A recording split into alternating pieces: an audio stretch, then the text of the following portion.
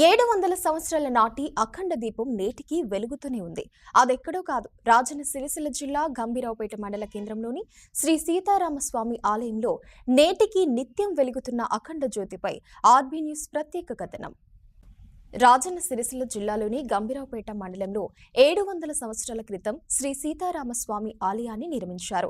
1314 సంవత్సరంలో కాకతీయులు రాజుల్లో చివరి రాజైన ప్రతాపరుద్రుడు ఈ ఆలయాన్ని నిర్మించినట్లు చరిత్రకారులు చెబుతున్నారు.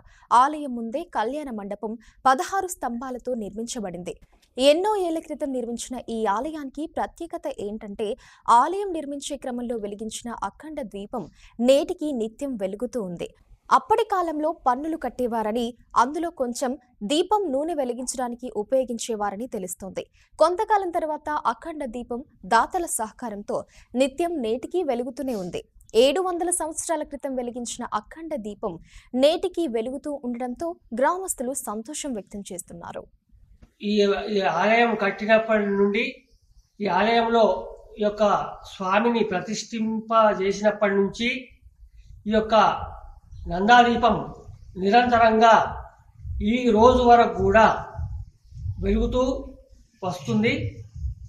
ఈ విధంగా వెలగటం వలన సుఖశాంతులతో ఈ యొక్క గ్రామంలో ఆరోగ్యాలతో ప్రజలు మేము ఉన్నామని చెప్పేసని ఆ యొక్క ఈ గంభీరావుపేట ప్రజలు చాలా ప్రజలకు విశ్వాసం. ఈ విధంగా ఈ యొక్క శ్రీ సీతారామస్వామి వారి యొక్క ఆలయ ప్రతిష్టత ఈ విధంగా ఉంది. గంభీరావుపేట మండలంలో 700 సంవత్సరాల క్రితం శ్రీ సీతారామస్వామి ఆలయంలో ప్రతి ఏటా శ్రీరామనవమి వేడుకలు ఘనంగా నిర్వహిస్తారు. శ్రీరామనవమి మొదలుకొని 9 రోజుల పాటు బ్రహ్మోత్సవాలు నిర్వహిస్తారు. 9 రోజుల పాటు రోజుకొక వాహనంపై భక్తులకు స్వామివారి దర్శనమిస్తూ ఉంటారు. ఈ ఆలయాన్ని చూసేందుకు ఈ జిల్లా నుండే కాకుండా ఇతర జిల్లాల నుండి కూడా భక్తులు ఇక్కడికి వస్తారు.